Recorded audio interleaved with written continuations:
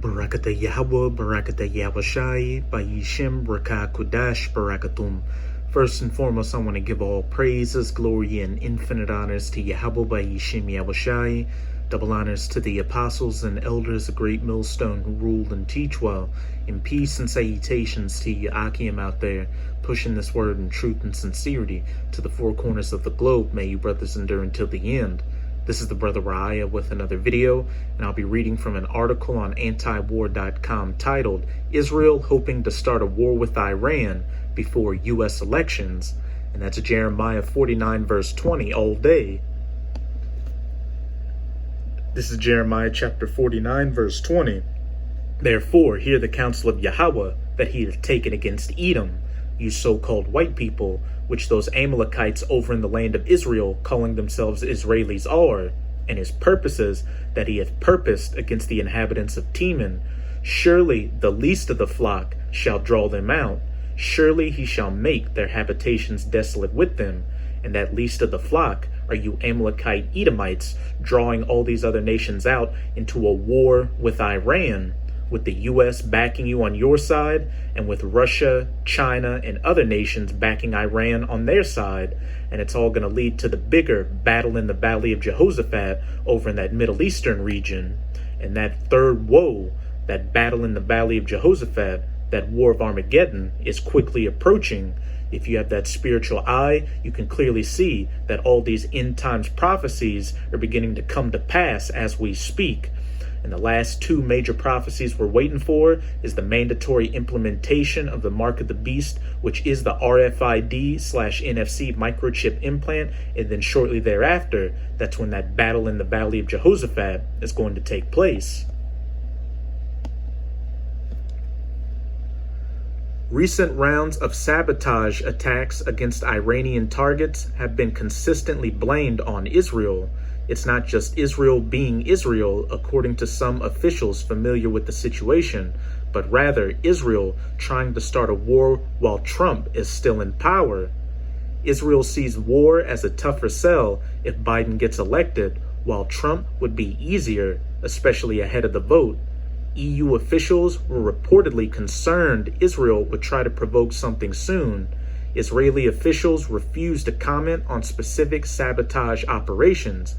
And while skirmishes may happen here and there with Iran, that battle in the Valley of Jehoshaphat won't truly come to pass until again the mark of the beast, the microchip implant, is mandatorily implemented.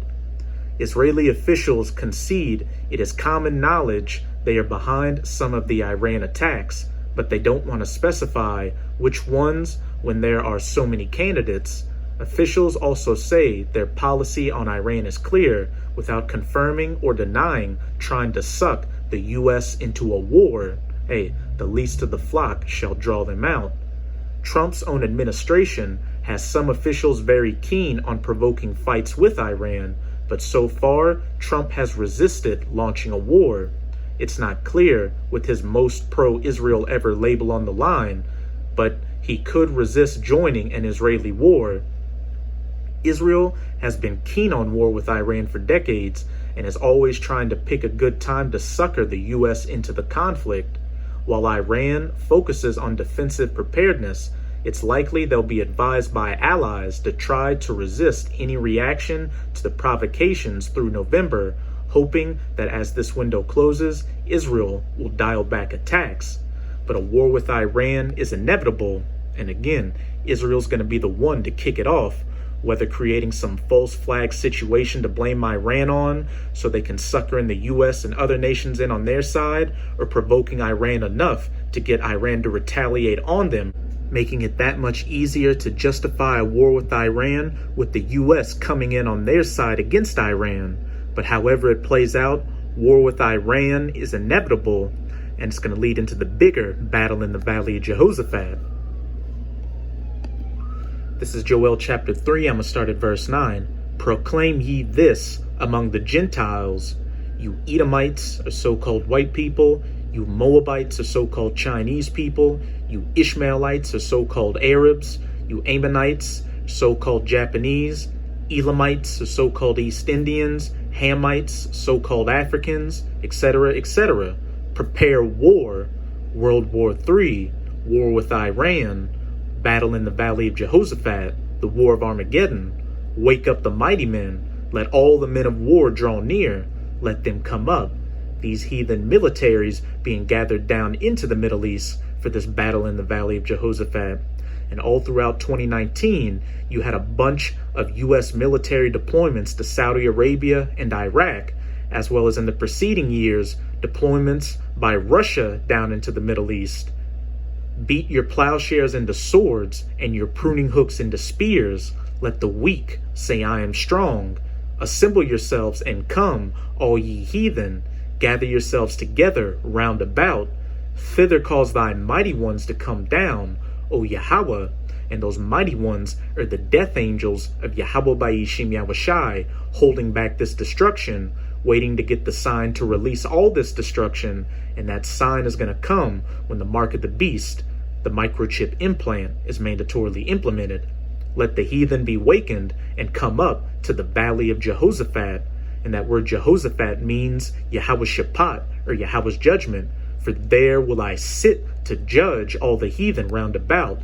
Put ye in the sickle, for the harvest is ripe. Come, get you down, for the press is full.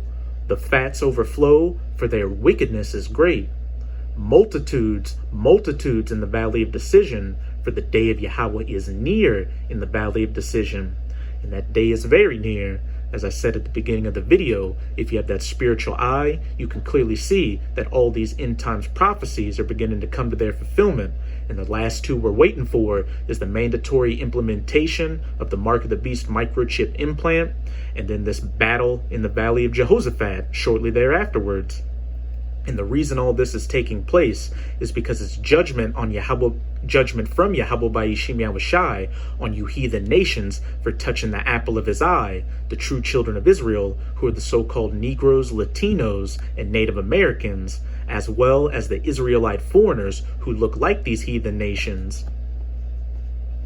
Jump up to Joel 3 verse 1.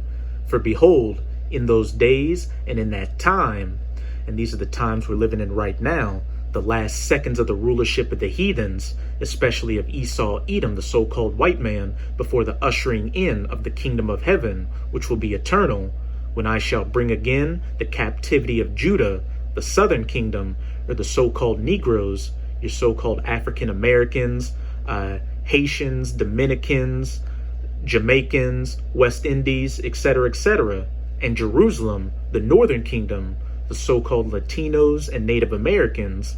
I will also gather all nations, come down all ye heathen round about, and will bring them down into the Valley of Jehoshaphat, Yahweh's Shaphat, or Yahweh's judgment, and will plead with them there for my people and for my heritage, Israel. And when you go to that word plead in the Strongs, it doesn't mean that the Most High is coming to you heathens with a bouquet of roses, asking you politely to let his people go. It's Strong's H8199. Strong's H8199. Shaphat. Shaphat. Shaphat. To judge, govern, vindicate, punish, judge, plead, avenge, condemn, execute. Yahweh Ba'ishim Yahushai is coming with a sword judgment on you heathen nations for again touching the apple of his eye. And the chief nation that's done that are you Edomites, or so-called white people. When you go to Psalms chapter 83, it has the table of nations which confederated themselves against the nation of Israel to cut them off from being a people, and at the top of that list were you Edomites, whom they have scattered among the nations and parted my land. And we've seen that scattering with the transatlantic slave trade, where the southern kingdom was taken from the west coasts of Africa to the Americas, as well as the northern kingdom in the Americas being taken from the Americas to Europe and other nations, and parted my land. And the land of Israel is parted between those Amalekite Edomites calling themselves Israelis and those Ishmaelite Arabs calling themselves Palestinians. Neither of you squatters belong in the land. And they have cast lots for my people, and have given a boy for an harlot, and sold a girl for wine, that they might drink. And what does that sound like? Slavery. That's also another easy thing to see in history, that the so-called Negroes, Latinos, and Native Americans went into hardcore bondage and slavery. And even when physical slavery ended, you had the Reconstruction era, all the way to Jim Crow, through civil rights, to today, where so-called Negroes, Latinos, and Native Americans are still being brutalized by you heathens, chiefly you Edomites. You put Planned Parenthoods into our neighborhoods to advocate for our women to get abortions. You give us poisonous food and water to eat and drink, and these cops gun down our people in the streets, killing them like dogs. But hey, the time of your recompense is coming. Yahweh Ba'ishim Yahushai is steadily gathering you heathen nations down into the valley of Jehoshaphat to judge you viciously and vindictively, and it's going to be bloody and violent and gruesome. And Yahushai HaMashiach, whom the world ignorantly calls Jesus Christ, is going to really crack his knuckles on you heathens once he returns to save his elect and put an end to your rulership. I'm going to close it out in 2nd Esdras chapter 13, verse 5 through 11. And after this I beheld, and lo, there was gathered together a multitude of men, multitudes, multitudes, in the valley of decision, out of number, from the four winds of heaven. Hey, all these heathen militaries, the United States military, the military of the state of Israel, the Saudi Arabians, the Turks, the Russians, the Chinese, these NATO nations, etc., to subdue the man that came out of the sea. And that man is Yahushai HaMashiach. But I beheld, and lo, he had graved himself a great mountain, and flew up upon it. This is that massive fathership chariot, or so-called UFO, that Yahushua is going to return in. But I would have seen the region or place whereout the hill was graven, and I could not. When Esdras saw the vision of this massive chariot that Yahushua was going to return in, he couldn't see the end of it. And after this I beheld, and lo, all they which were gathered together to subdue him were sore afraid, and yet durst fight.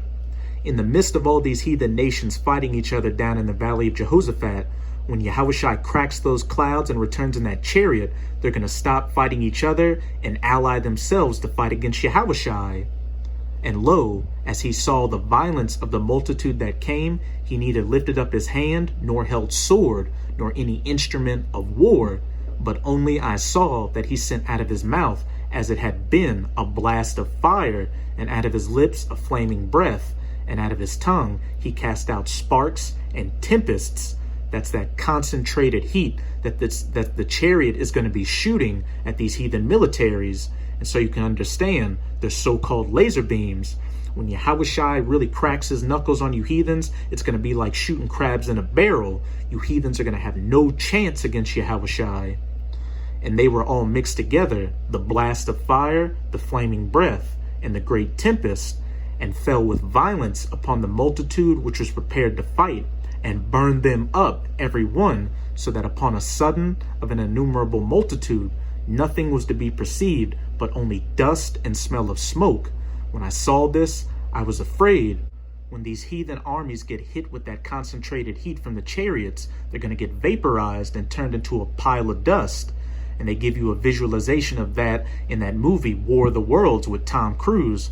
When those people got hit by those laser beams from the tripods, they turned into a pile of dust, which goes to show that these Hollywood movie makers and the elites read the scriptures and understand exactly what's about to take place. So with this video, I hope you sincere Akim are edified. Just keep strong and keep pushing this word. We're almost out of this final wicked captivity of the heathens, chiefly Esau, Edom. And as always, I'm going to say Abad Babal, Kwam Yasharala, and until next time, Shalom.